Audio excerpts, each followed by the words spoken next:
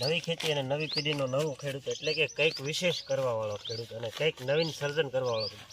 તો આ જો આપણે આ જે રોપા છે થેલી જે બેગ એમાં સફેદ ચંદનના રોપા ગયા વર્ષે આવ્યા હતા. તો અમુક રોપા આપણે એક્સ્ટ્રા હતા જે બળી ગયા હતા ને એમાં ખાલી આ મહેંદી વધી હતી. આ મહેંદી રોપાની સાથે જ આવે કારણ કે ચંદનના રોપા પરોપજીવી. તો આ મહેંદીને આપણે ફેંકી નહીં દઈએ, એનો સરસ આપણે ઉપયોગ કરીએ છીએ. જો સદુપયોગ આપણે બેગ પાડીને અહીંયા આપણે સાઈડ કરીને એમાં વાવી દીધી છે. આ થોડા થોડા અંતરે આ આપણે આખી આવી બોર્ડર બનાવવાની છે અને જે આપણા રસ્તાનો જે ક્રોસ છે એમાં જ ત્યાં અત્યારે આપણે મહેંદી એવી રીતના ડિઝાઇન કરીને વાવીએ છીએ.